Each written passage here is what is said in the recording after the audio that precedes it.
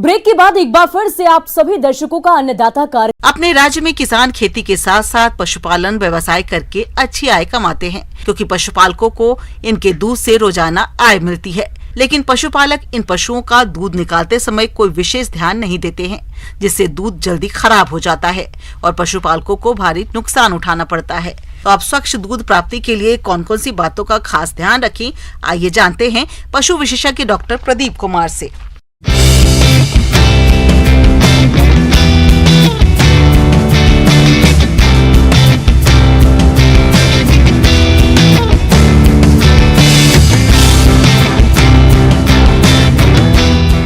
हमारा जो मुख्य विषय आज है ये है कि स्वच्छ दुग्ध उत्पादन कैसे किया जाए। देखिए, दुग्ध एक ऐसा पदार्थ है, वो जैसे ही हम गाय या भैंस से निकालते हैं वैसे ही उसमें बहुत सारे संक्रमण की संभावना बन जाती है। सबसे पहले तो हम ये देखें कि जिस पशु से हम दूध निकाल रहे हैं वो खुद एक संक्रमण का कारण बन सकता है, क्योंकि अगर वो बीमार पशु है तो वहाँ से भी संक्रमण हमारे दूध में आएगा। इसके अलावा जैसे अगर थन साफ नहीं है, दूषित है, वहाँ गोबर लगा है, मूत्र लगा है, तो उससे क्या होगा, या मिट्टी लगी है, उससे क्या होगा कि वो गोबर मूत्र या मिट्टी जो थन पे लगे हुए हैं उनसे भी संक्रमण आने की पूरी संभावना है। फिर जो दूधिया है, जो दूध निकाल रहा है, अगर उसका हाथ साफ नहीं है, उसने हाथ साफ नहीं किया है दूध निकालने से पहले, अच्छे से नाखून वगैरह काटे नहीं हैं, तो भी संक्रमण की पूरी संभावना बनती है। फिर इसके अलावा जो बर्तन है, जिस बर्तन में दूध निकाला जा रहा है, उस बर्तन का साफ या स्वच्छ होना बहुत ज़रूरी है। गंदे बर्तन में अगर हम दूध निकालेंगे तो कैसा भी दूध हो वो संक्रमित हो जाएगा। गांव में अधिकतर परिवारों में दुधारू पशु पाले जाते हैं। हालांकि दुधारू पशु पालना एक बात है और स्वच्छ दुग्ध उत्पादन अलग बात। स्वच्छ दुग्ध उत्पादन से हम दूध को जल्दी खराब होने से बचा सकते हैं, जिनका सीधा संबंध आर्थिक लाभ से है। यहाँ एक चीज़ और हमें ध्यान देने की ज़रूरत है कि जैसे कुछ बीमारियाँ हैं, जैसे टीबी है या टाइफाइड है या इस तरह की और भी बीमारियाँ हैं जिनसे पशु कई बार जो है संक्रमित रहता है, तो संक्रमित पशु से हमको दूध जो है निकाल करके इस्तेमाल में नहीं लेना चाहिए। और हमेशा हम ये ध्यान रखें कि एक स्वस्थ पशु से ही हम दूध जो है इस्तेमाल में लें।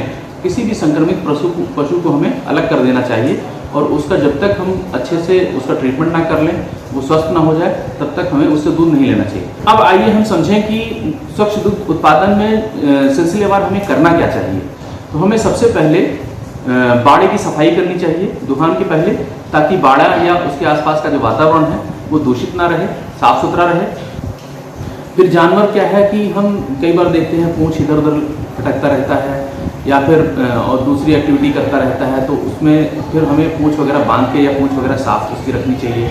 नहीं तो जानवर से कई बार जैसे बाल वगैरह भी झड़ते हैं, तो एक बार जानवर को आप साफ कर लें, अच्छे से धुलाई कर लें, उसके बाद आप दूध धोने बैठें, ताकि उसमें गोबर ना गिरे, बाल ना गिरे, ये सब चीज़ें उसमें गिरने ना पाए। जिस पशु से हम दूध लेने जा रहे हैं, स्पेशली उसका जो थन है, थन खूब अच्छे से साफ करें और थन के आसपास का एरिया जो है खूब अच्छे से उसको आप साफ कर लें। फिर दूधिया जो है प्रयास करे कि वो मास्क वगैरह भी बांध के रखे, क्योंकि खांसेगा, छींकेगा तो उससे दूध भी हमारा जो है वहाँ पर संक्रमित हो जाएगा। दूध दुहने से पहले दूधिया को अपने हाथों को साबुन से अच्छी तरह साफ कर सुखा लेना चाहिए। हाथ के नाखून समय समय पर काटते रहें। स्वच्छ और कसे कपड़े पहने और सिर को टोपी द्वारा ढक कर रखें, ताकि कोई बाल आदि दूध में ना गिरे। दूध को पूर्ण हस्त विधि द्वारा दूहना चाहिए।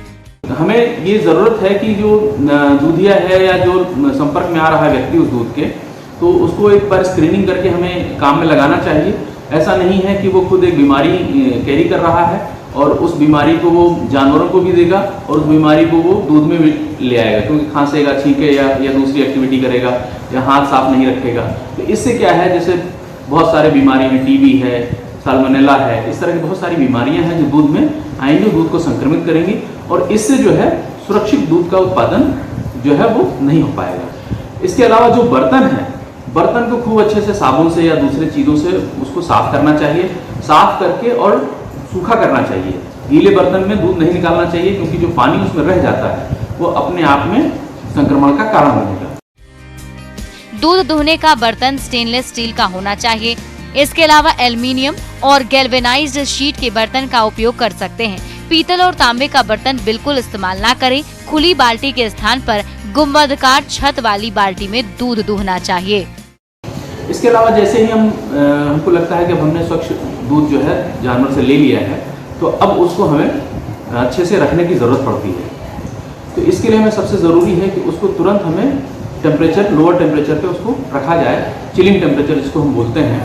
तो 8 डिग्री के नीचे तुरंत हमको उसको चिल करना पड़ता है। चिलिंग टेम्परेचर जो 4 डिग्री या उसके आसपास जो रहता है, 4+-1 जो टेम्परेचर है, उसको सबसे उपयुक्त माना गया है दूध को रखने के लिए। इसीलिए हम देखेंगे कि जहाँ पर दूध का उत्पादन अच्छा है वहाँ लोग BMC बल्क मिल्क कूलर जो है उसकी व्यवस्था रखते हैं।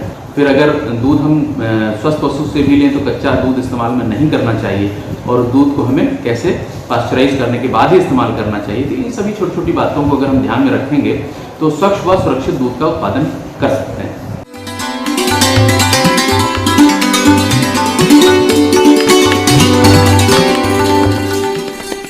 आइए जानते हैं अन्नदाता निःशुल्क फोन के माध्यम से पूछे गए समस्याओं का समाधान।